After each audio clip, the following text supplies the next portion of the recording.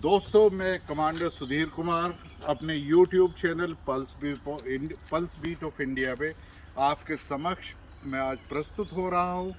मैं अपने पैतृक गांव भुम्मा खेरी, जानसठ तहसील और ज़िला मुजफ्फरनगर के सौजन्य से। ये जो आप देख रहे हैं बरगद का पेड़, ये करीब 300 साढ़े 300 साल पुराना है। और ये पास में जो है ना गंग नहर है, जिसमें हम नहाकर हमने स्विमिंग सीखी है। और हम यहीं से बड़े होकर अपने गांव SD इंटर कॉलेज से इंटर करके मैं फिर ग्रेजुएशन, पोस्ट ग्रेजुएशन, MPhil और इंडियन नेवी और फिर कॉर्पोरेट वर्ल्ड में यहाँ से गया। तो जो आज में एक बहुत ही गहन मुद्दा है और वो विचारणीय मुद्दा है किसानों का। तो जब मैं अपने गांव में आता हूँ और मैं देखता हूँ कि किसानों का क्या स्ट्रेस है, तो किसानों का स्ट्रेस है कि यहाँ पर जैसे हमारे आदरणीय प्रधानमंत्री जी भी कहते हैं कि हमारे 85% किसानों के पास में 15 बीघे 1.5 हेक्टेयर से लैंड कम है। यदि उनके 2 बच्चे भी हैं तो उस 1.5 हेक्टेयर लैंड 15 बीघे में वो किस तरीके से गुजारा करें और किस तरीके से जो वो उपज उगा रहे हैं क्या उनका मूल्य उनको मिलेगा, मजदूर की मजदूरी किस तरीके से बढ़ रही है और किस तरीके से वो अपना उसमें मुनाफा कमा सकता है। और जो हमारे आदरणीय प्रधानमंत्री जी का एक सपना है कि हम किसानों की आय किस तरीके से वो दोगुनी करें, तो ये विचारणीय मुद्दा हो जाता है। ये मेरे पीछे एक कोठी है जो ये अंग्रेज़ों के टाइम में यहाँ पर जो हैं, जो नहरवाई के लोग होते थे या और दूसरे ऑफिसर्स होते थे, वो यहाँ पर आकर रेस्ट किया करते थे। तो इस पृष्ठभूमि में मैं जाऊँगा तो मैंने 12वीं और ग्रेजुएशन तक जो है ना खेती को एक किसान के परिवार में जन्म लेकर बहुत ही नज़दीकी से देखा है। और ये बिल्कुल सोचना पड़ेगा, क्योंकि आज जो मनरेगा का पैसा गांव में आ रहा है उसने मज़दूर को और ज़्यादा महंगा कर दिया है किसान के लिए। किसान के जो चीज़ें हैं जैसे खाद है या रासायनिक जो उसको केमिकल्स जो उसमें यूज़ करते हैं, और जिस तरीके से जो 175 रुपया हॉर्स पावर, जिस तरह से यहाँ पर जो इलेक्ट्रिसिटी चार्जेस हैं ट्यूबवेल के, उन सभी के साथ में उसमें किसान के ऊपर भार पड़ा है। लेकिन यदि किसान की उपज का देखें तो एक MSP वो अभी एक फार्मूले के अधीन नहीं मिलता है। वैसे MSP इस गवर्नमेंट ने दिया है, लेकिन आगे देखना पड़ेगा कि क्या गन्ने का FRP जो 350 क्विंटल अभी किया है, क्या वो पर्याप्त है। मेरे ख्याल से पर्याप्त नहीं है, वो कम से कम 400 रुपये क्विंटल होना चाहिए। और मेरा मानना ये भी है कि जो 6,000 रुपये हर किसान को एक तरीके से किसान निधि के रूप में दी जा रही है, वो सिर्फ छोटे ही किसानों को जिनके पास में 15 से 30 बीघे पे उस पर सेलिंग होनी चाहिए, और वो रुपया 6,000 से बढ़ के कम वार्षिक 20,000 होना चाहिए, ये मेरा मानना है।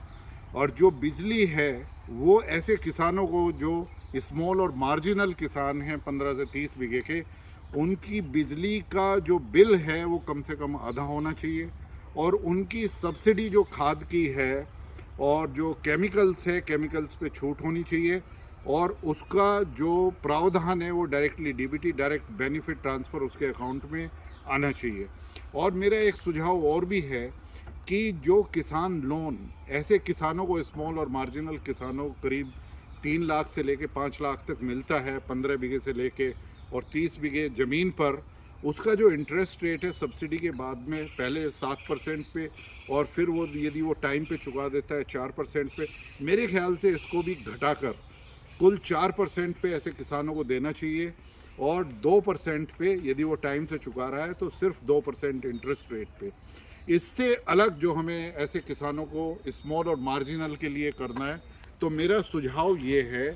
कि किसान के बच्चों को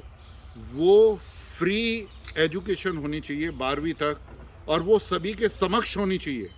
कि जो प्राइवेट में लोग पढ़ा रहे हैं, प्राइवेट स्कूल जो खुल गए हैं, जो इंटरनेशनल स्कूल खुल गए हैं, उसमें जो समक्ष किसान हैं या जो जिनके पास में पैसा है वो अपने बच्चों को वहाँ पर भेज रहे हैं, तो उससे किसान का बच्चा भी वंचित नहीं रहना चाहिए। वो वहीं पे उसकी पढ़ाई हो और फिर उसके बाद में ग्रेजुएशन में भी क्या उसको छूट दी जा सकती है, किस तरीके से इस ऐसे छोटे किसान का बोझ कम किया जा सकता है, उसको देखना पड़ेगा।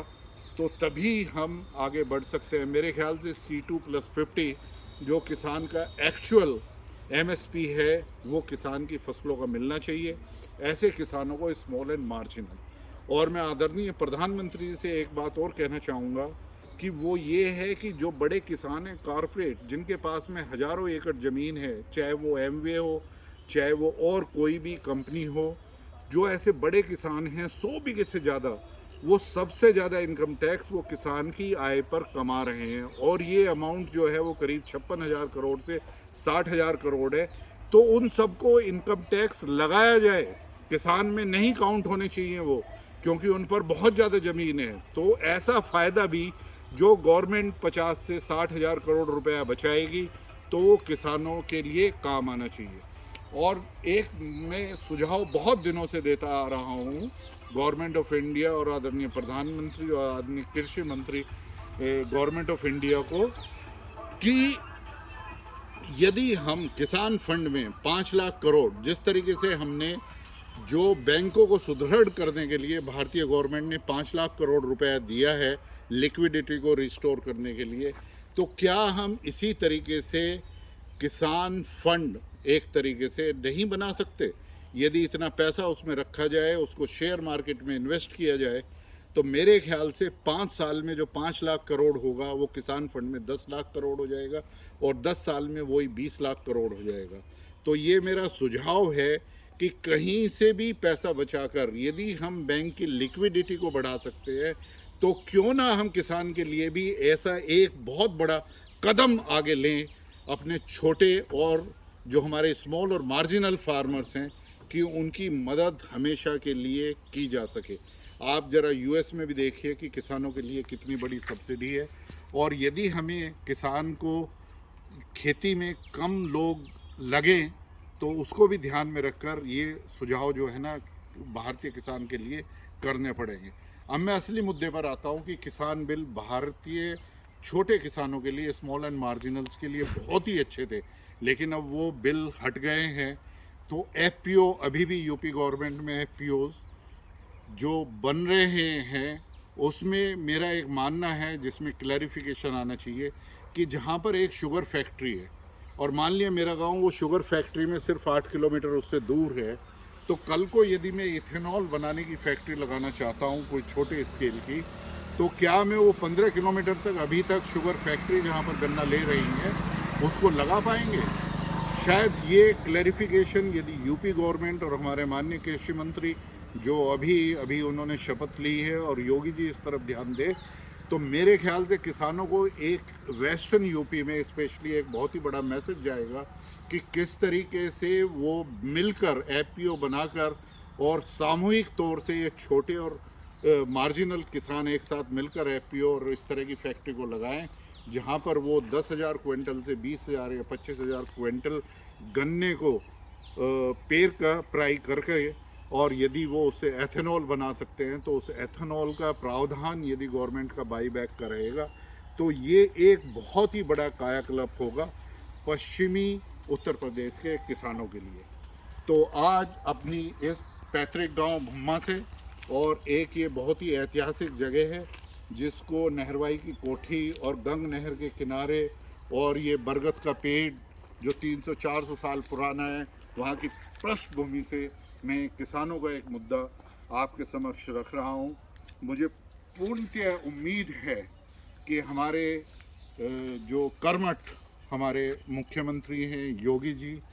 उनके कृषि मंत्री और भारतीय गवर्नमेंट के कृषि मंत्री और हमारे आदरणीय प्रधानमंत्री ज़रूर मेरे इन सुझावों को ध्यान देंगे और किसानों को